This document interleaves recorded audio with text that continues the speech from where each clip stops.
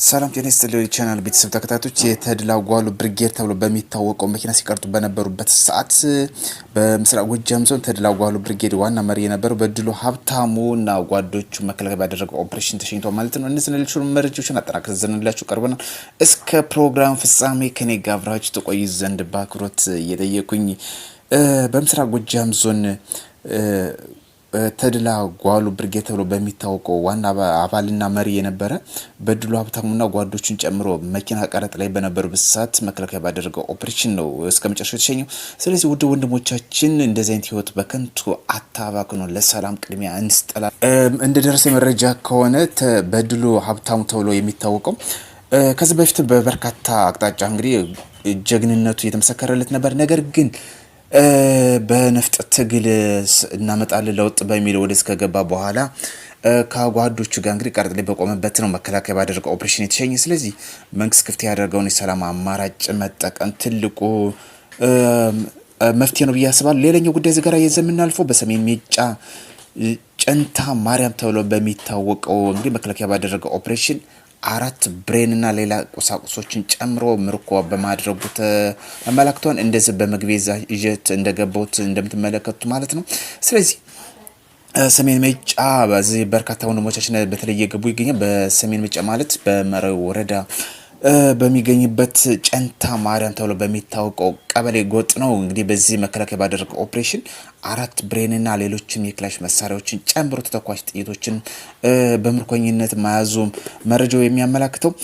እዚህ ጋር የዘንቀታ የምናልፈው በጣም ከሚገርመው በዚሁ በሰሜን ሜጫ ብራቃት ተብሎ በሚታወቀው በርካታ ወንድሞቻችንም ከፍተኛ ኪሳራ እንዳስተናገደ መረጃ እየወጣ ይገኛል ማለት ነው። ስለዚህ ቅድሚያ ለሰላም እንስጥ፣ ሰላም ነው የሚያስፈልገው።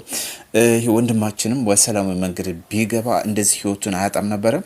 በድሉ ሀብታሙ በምስራቅ ጎጃም ዞን ተድላ ጓሉ ብርጌድ በአባልና በመሪነትም የነበረ ወንድም ነው። ስለዚህ እነዚህና ሌሎች ወንድሞቻችን በተለያየ አቅጣጫ ህይወታቸውን እያጡ ይገኛል ማለት ነው። ስለዚህ ውድ የቻናል ቤተሰብ ተከታታዮች ለሰላም አስቀድመን ብንሰብክ መልካም ነው እላለሁ። ምክንያቱም በነፍጥ የሚመጣ ለውጥ የለም። ላብነት ያላንሳላችሁ የጎጃም ዋና ጋዜጠኛ ወይም ኮሚኒኬሽን ቃል አቀባይ ነው የሚለው ማርሸት አራት ትላልቅ እንዲሁ መሬት የለቀቁ ውሸቶች ተናገራቸው አሉ። 3 ከነሱ አንዱ መንግስት ባለፈው መግለጫ ሰጥቷል። ለቅድሚያ ለመንግስት ሰራተኞችና ለሚኒሻዎች የመሬት ሽንሽና እንሰጣለን ሲል ትራክተር ዘንገብተን ነው የምናፈራርሰው ባህር ዳር ሲል ነበር። ይሄ መሬት የለቀቀ ውሸት ነው።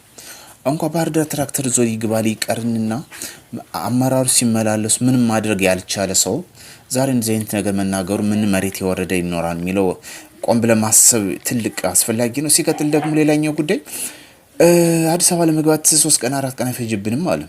ይሄ 2 ዓመት አስቆጣርን። በጣም የሚገርመው እንደነዚህ አይነት ሌሎችም የተጋነነው መረጃዎች ከማውጣት ይልቅ በትክክል እንደውም ይሄ ምስሉ የምትመለከቱት አንዳንዶች ከሞተር ብስክሌት ወድቀው ነው ይላሉ። አንዳንዶች ደግሞ ከመጠጥ ወደ ሞተር ብስክሌት ሲመጡ ሲጠጡ አምሽተው ምናምን ይባል ነገር አለ። ያን ተውና ስለዚህ ባጭሩ ሞዴል መሆን የማይችሉት እንደገና ደግሞ ማስተባበያ ከመስጠት መሬት የወረደ እውነታ ብንናገር መልካም ነው እላለሁኝ። ለዛ ነው እንግዲህ በብዙ አይነት አቅጣጫ ለሰላም መናገሩ መልካም የሚሆነው። አዲስ አበባ ለመግባት 4 ኪሎ ለመግባት 3 ቀን ያልጨርስብን ያለው 2 ዓመት ያስቆጠረው። ስለዚህ ህዝብን መሸወድ አይቻልም። የሚያስፈልገን ሰላም ነው፣ ንግግር ነው፣ ልማት ነው የሚያስፈልገን። ለዚህ ላብነት ያህል ጠቅላይ ሚኒስትሩ አሁን በተናገሩት መሰረት መዳበሪያ የአማራ ክልል ብሎም ኢትዮጵያ ውስጥ ከፍተኛ ጠባሳ ለምሳሌ የአርሶ አደሩ መዳበሪያ ግብዓት እጥረት አለ። ይሄን ለመቅረፍ አሁን በኢትዮጵያ መንግስትና በዳንጎቴ ባለሀብት እንግዲህ በ3 ዓመት ውስጥ የሚጠናቀቅ ፕሮጀክት አሁን በአዲሱ ዓመት እንደሚጀምር ይፋ ሆኗል። ስለዚህ እንደነዚህ አይነት መሰረተ ልማቶችን መሳተፍና ርብርብ ማድረግ ነው ያለብን። ምክንያቱም ለህዳሴው ግድብ ላይ ያደረግነው አስተዋጽኦ ይሄ ዓለም ራሱ የሚመሰክርለት ጉዳይ ነው። ምን ያህል እንግዲህ በድህነት ላይ በጽናት እንግዲህ እንዳጠናቀቅ ነው።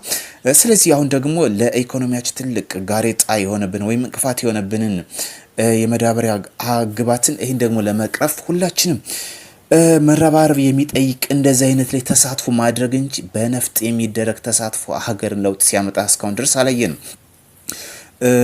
አፍሪካ ላይ እኮ ዩጋንዳ ላይ የተደረገው ነው። ለምሳሌ አብነት መጥቀስ ይችላል። በታሪክ እስካሁን ድረስ ለውጥ አላመጣም። በብሔር ላይ የሚነሳ ማንኛውም ጉዳይ ለውጥ አያመጣም። ከታሪክ መማሩ በቂ ነው ብዬ አምንበታለሁ። እዚህ ጋር በአጽንኦት መናገር የምፈልገው ላብነት ለምሳሌ ብዙ ብሔርተኞች ፖለቲከኞች ነፍጥ ያነሷሉ። ለምሳሌ ፋኖ አለ፣ ሸኔ ያለ፣ ህወሓት አለ። የትኛው ነው የኢትዮጵያ መንግስት የሚቀበለው? ፋኖ ወደፊት ቢሄድ የኢትዮጵያ መንግስት የኢትዮጵያ ህዝብ ይቀበለዋል? ሸኔ ወደፊት ቢሄድ የኢትዮጵያ ህዝብ ይቀበለዋል? ህወሓት ቢሄድ የኢትዮጵያ መንግስት ይቀበለዋል? የሚሉ ጥያቄ በሰከነ አስተሳሰብ ማንሳታችን መልካም ነው። ስለዚህ ኢትዮጵያን የምንፈልግ ከሆነ ከነዛ አንዱ ወደፊት ቢመጣ ሰላም ይመጣን የሚለው ሌላኛው ጥያቄ የምናነሳበት ጉዳይ ነው የሚሆነው። ምክንያቱም የኢትዮጵያ ህዝብ የሚፈልገው ድርጅት አይደለም። ስለዚህ ያኛ ደግሞ ፊታችን ሌላ ጦርነት ይጠብቃል ማለት ነው። ስለዚህ የሚያስፈልገው ለኢትዮጵያ መፍትሄ ሊሆን የሚችለው ትልቁ ዋነኛ ምክንያት በሰላም በንግግር በድርድር መፍታት ያለብን መፍታት። ስለዚህ ትልቁ ቋጠሮ የሆነ የድህነታችን ቀንበር መፍታት ነው ያለብን እንጂ እንደዚህ አይነት ለውጥ በየትኛውም አገር ሲያመጣ አላየንም። ስለዚህ ኢትዮጵያ ሰላማዊ ብዛ ሰላም ያደርግልን ሀገራችን እያለ ሌላኛው ጉዳይ እዚህ ጋር የዘመናልፈው ህወሓት አሁንም ሸርን ጉድን ከሻቢያ ጋር እንደቀጠለ ነው። ምክንያቱም ደርሶ መልስ ሽሩሩ እያሉ ነው የሚገኙት። እስካሁን ድረስ በራቸውን ክፍት አድርገዋል።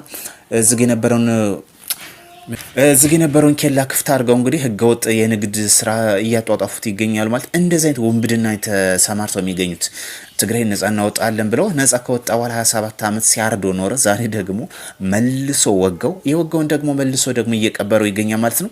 ስለዚህ መማር አለብን፣ በጥቂቱ እንኳን ከህወሓት መማር አለብን። ስለዚህ በአማራ ክልል አሁንም እየተካሄደ ያለው ከዚህ የተለየ ነገር ይፈጠራል የሚለው መረዳቱ በቂ ነው ላሉ በሌላ እንደውም ካነሱት አይቀር ስለ ማርሸት ወደ ኋላ ልመልስና ከፋኖች ራሱ መግለጫ እየሰጡ ነበረ። የጋዜጠኝነትን ብቃት ያንሷን እንደገና ታድሶም ወስዶ ቢመለስ ይሻላል የሚል ማስተባበያዎች እየሰጡ እየተመለከቱ ነበር።